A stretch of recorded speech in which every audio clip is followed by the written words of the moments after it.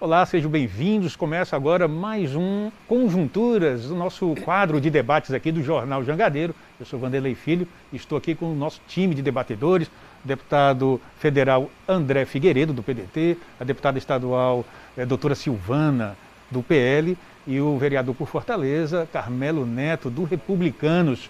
Sempre agradecendo a presença dos três aqui, que enriquecem bastante o nosso quadro Conjunturas.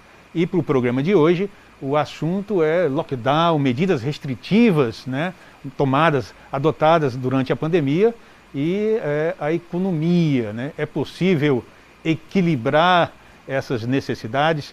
É possível uma retomada da economia mais consistente depois de um ano tão complicado, ou de 2 anos tão complicados, em razão dessas medidas de, como se diz aqui no Ceará, de isolamento social mais rígido? Deputada. Quero primeiro saudar nosso querido Vanderlei, parabenizar sempre o Conjunturas. Eu acho que nesse período tão difícil, ter pessoas que pensam independentes, né?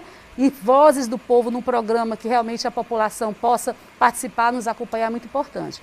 O lockdown, ele será sempre um assunto ultra atual por muitos anos, porque nós vamos sofrer as consequências dele, as consequências financeiras dele, as consequências em saúde por conta dele por muito tempo. Eu não gosto de queda de braço no momento de pandemia. Não, aqui não é uma queda de braço. É uma visão política e médica. Eu sou médica há 28 anos e eu posso dizer seguramente que esta é uma doença que estamos vivendo, é uma doença nova e que ninguém tem razão absoluta sobre qualquer ponto específico, qualquer tentativa de procurar abater e tentar solucionar.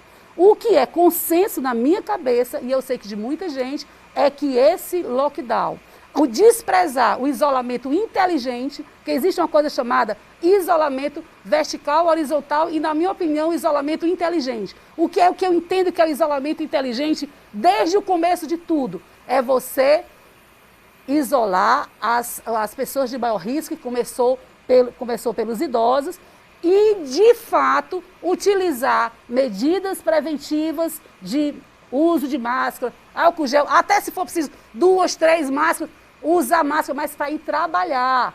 Achar que a população, vou falar agora, se o auxílio é 650, 250, 100 mil, 3 mil reais, uma pessoa que ganha 3 mil reais e passa a ganhar 600 reais, ela passou a ganhar muito menos. E se ela adoecer, e a gente está, os fatos são comprovados facilmente, a doença ela tem uma manifestação numa pessoa diferente da outra. E nós temos que começar a entender de forma inteligente que temos que continuar vivendo apesar da doença. A economia, as pessoas, ninguém quer estar com a mão estendida esperando um botijão de gás, não. Um botijão de gás é bom, é ótimo, a gente quer dar no momento da necessidade, mas nós queremos permitir as pessoas a trabalharem, se sustentarem, levarem o pão de cada dia para as suas casas, para notar como a gente passa nos carros e vê que eu choro. As pessoas com cartazes, por favor, dê o leite da minha filha, eu preciso de alguma coisa para sobreviver. Silvana, passando a palavra aqui para o deputado André,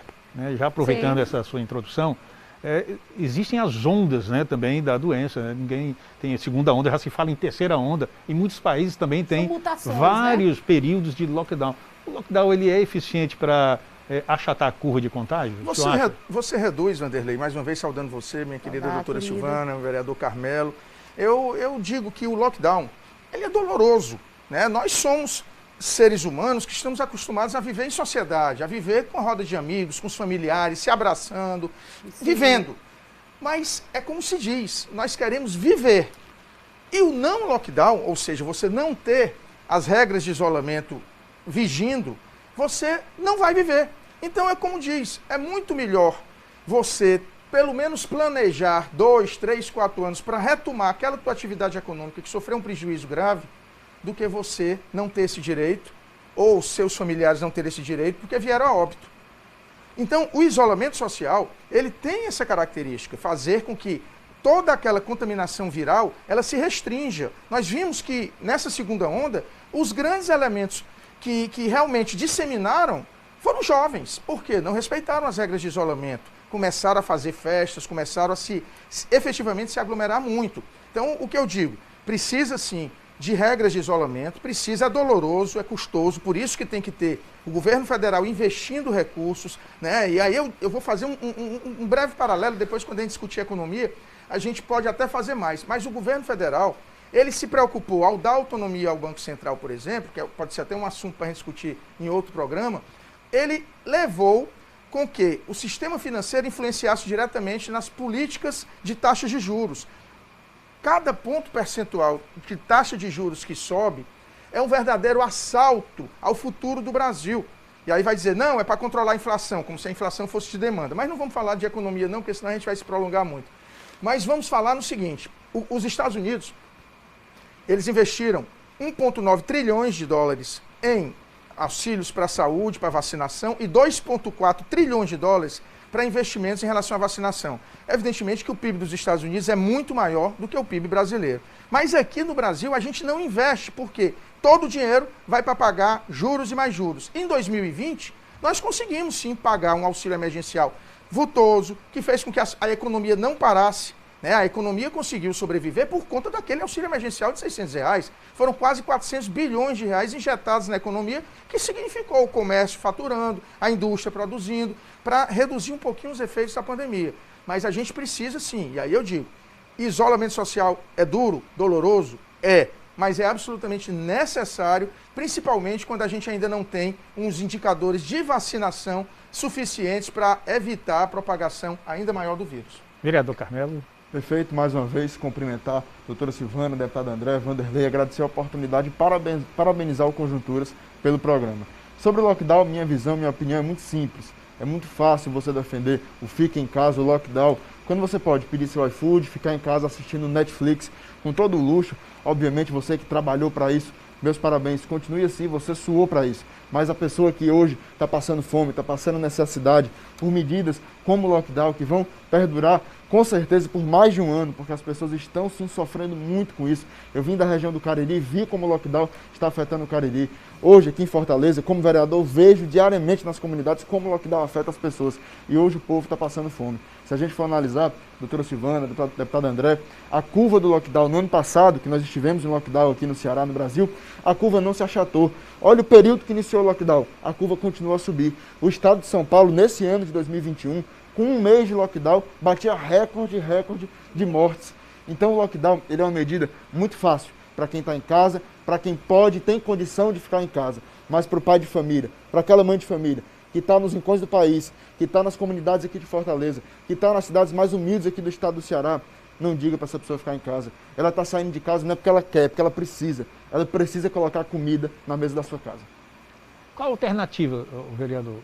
A alternativa é o isolamento social inteligente, como disse a deputada doutora Silvana. A gente não pode olhar para a população e dizer, fica em casa todo mundo, fecha tudo, né? Porque realmente é uma medida extrema que causa impactos. É como se você quisesse resolver um problema criando outros problemas, né? Isso desencadeia uma série de fatores. No meu entendimento, só entrando aqui, e posso dizer isso, gosto muito de dizer que sou médica há 28 anos, né? É bom reforçar isso, que os trabalhos de pesquisa entre nós médicos, realmente ninguém é consenso, ninguém pode dizer, olha, o lockdown, até porque não existe lockdown de fato, nunca existiu. Existe lockdown só para quem está no crivo do estado do seu estabelecimento poder abrir ou não.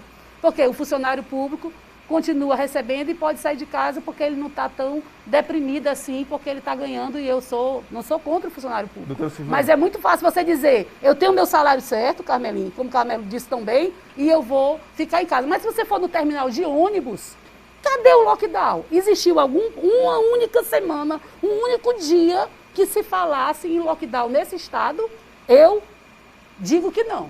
O lockdown foi só para prejudicar a economia, porque no terminal de ônibus dá para você fazer um culto dentro do ônibus, dá para você fazer uma torcida de futebol dentro de qualquer ônibus, porque cadê o lockdown? As pessoas se contaminam só em outros cantos, mas ali dentro do ônibus ela não se contamina, então não houve lockdown de fato. O que a senhora falou é muito correto. né? Nunca existiu lockdown, eu cito aqui 2 exemplos. Tem a questão dos ônibus, eu fui fiscalizar terminais aqui em Fortaleza, completamente lotados, não tem distanciamento nenhum. E cito outro exemplo, nós aqui somos políticos, eu fui candidato no ano passado e presenciei diversas aglomerações de políticos, do prefeito eleito, José Sarto, né, com políticos aqui do estado do Ceará que defendem o isolamento social, o tal do lockdown, aglomerando em carreatas, caminhadas, no meio da rua aqui em Fortaleza, em todo o estado do Ceará e em todo o país. Ou seja, é uma grande hipocrisia. Passar por um período eleitoral, aglomerar para pedir voto e agora pedir para o povo ficar em casa. Eu não vejo lógica nenhuma nisso.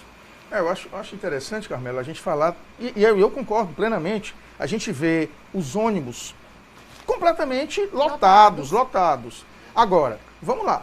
Nós aprovamos no Congresso Nacional, ano passado, um acordo com o governo federal de destinar 4 bilhões de reais, projeto de lei 3364, 4 bilhões de reais para modernizar e ampliar frotas de ônibus, para que as empresas de ônibus pudessem pagar, inclusive, seus trabalhadores, ou seja, nós teríamos mais ônibus circulando, nós teríamos possibilidade de um maior espaçamento dentro dos ônibus, caso esse recurso que foi aprovado com a concordância do governo federal.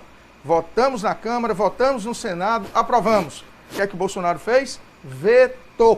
Vetou na integralidade. Então, o que poderia fazer... Empresa, é isso? Não, ele não atendeu a modernização das frotas. Então agora nós temos que pagar mais ainda para os empresários. Amiga, deixa eu lhe dizer. Dono de empresa. Você acha, era linhas de crédito, não era doação, não. Eu estou colocando um projeto que foi aprovado por unanimidade. Agora do dono da se existe, eu por mim, eu estatizava um bocado de coisa, mas não é o que vocês pensam, não. Vocês pensam em liberalismo. Então, agora vamos ser contra a iniciativa privada? Não. Nunca. Eu defendo o modelo de concessão. Então, os concessionários de ônibus, eles precisavam daquele crédito, não era doação. Eles ganham já bem. 4 bilhões de reais nós aprovamos, o que serviria para justamente os trabalhadores que precisam ir trabalhar, que precisavam, dentro das regras de isolamento sendo flexibilizadas, teriam maior espaçamento.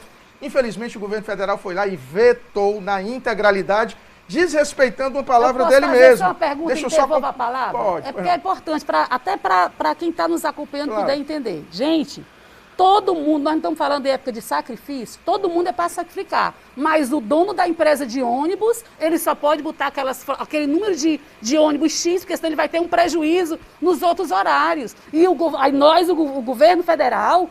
a população, porque quem paga na realidade é a população. Temos que investir mais neles ainda, porque eles são os únicos que não podem trabalhar. O transporte é público, doutora Silvana, o transporte é público. Meu amigo, nós temos, graças a Deus, temos carro. O transporte é público, é uma concessão. Existe o transporte público que seja estatal. É de graça o ônibus. Sim, querida, mas eu vou dizer, se não tem... As pessoas pagam para estar aglomerado lá dentro. Se nós queremos mais espaçamento, doutora Silvana, se nós queremos mais espaçamento, nós temos que dar as condições para os empresários. Ainda. Não, aí eu fico em casa, a população fica em casa e ganha menos. Existe recurso, quer dizer, recurso público para pagar juros, recurso público para pagar juros de banco, ninguém questiona. Agora, para ajudar... A Dilma não questionava, o Lula não questionava. Para ajudar o emprego, eu não estou falando de Dilma e Lula, não. Eu estou questionando, é uma visão retrógrada de dizer, assumimos um compromisso dentro do parlamento, consensuado com o governo vai lá e veta. E aí a gente vê realmente uma aglomeração dentro de ônibus monstruosa, um desrespeito ao trabalhador brasileiro. A culpa é do trabalhador de novo. Quem está dizendo isso? Olha, temos um minuto e meio. Eu estou dizendo que a culpa é da falta de palavra do governo federal, que não tem planejamento. Não, mas vereador, o senhor pode pedir a palavra. Nesse âmbito do transporte público, eu citei como exemplo, porque o Carmelo, eu citei esse exemplo porque o Carmelo levantou a bola. Deputado André, eu estou esperando até agora, né, com muita ansiedade, a modernização da frota que o ex-prefeito Roberto Cláudio prometeu em Fortaleza, com Wi-Fi, ar-condicionado, tudo no mundo, e até agora nada, né? O prefeito Sarto poderia muito bem contratar, alugar transportes complementares para aumentar a frota aqui, e a gente vê que essa não é a realidade. Então, isso é uma omissão do Poder Executivo Municipal e estadual também, né? E é muito fácil jogar a culpa no governo federal no tocante a isso. Acho que é uma responsabilidade que o prefeito, que o governador do estado tem que assumir. Mas a boa parte da frota aqui em Fortaleza tem ar-condicionado e tem Wi-Fi interno. Essa não é a realidade. Boa parte da frota tem. Inclusive, posso dizer que é a maior parte da frota. O que eu estou dizendo é que, como são concessões públicas, nós precisamos dar os instrumentos. Veja bem, foram 4 bilhões de reais, minha gente, 4 bilhões de reais que estão parados em fundos públicos que poderia servir para modernizar a frota, e aí não seria apenas a frota de empresas particulares, Deputado, seria uma frota encerrando. de trens urbanos e tudo mais. Eu Isso coloco o pé serviria no chão, visita os terminais, a situação não é Eu essa. Olha, acho que o deputado não Mas eu estou estou reconhecendo, Carmela, eu estou reconhecendo que está ruim. O que eu estou péssimo. dizendo é que nós precisávamos ampliar as frotas. Tô Muito dizendo bem, muito apenas bem. isso. Vamos chegando aqui ao final do nosso Conjuntura, sempre muito Só não tem corrido. lockdown dentro de ônibus. A gente tem que ter pena do dono da empresa de ônibus, porque Não é do estão dono, não, é do botando trabalhador menos. que anda Do no trabalhador ônibus. que É do trabalhador anda. que anda no ônibus. Aglomerado, Nós temos que dar instrumento disso, Vanderlei, então vamos estatizar os Assim ônibus. como é o isso. trabalho da imprensa, né? Nós estamos aqui participando do Conjunturas, mantendo distanciamento, etc. Assim como o trabalho de vocês é essencial para levar informação, Isso. né? O trabalhador que tem que colocar comida na mesa de casa, o trabalho dele também é essencial para ele se sustentar. Ele tem que ser E assim protegido chegamos então dos aqui, ônibus. gente, ao final de mais um Conjunturas, agradecendo o debate, a disposição acalorada de todos. Enfim, são momentos Eu adoro. inusitados que vivemos e reitero aqui o nosso agradecimento a vocês e também ao público que nos acompanha aqui no Conjunturas. Até a próxima, tchau, tchau.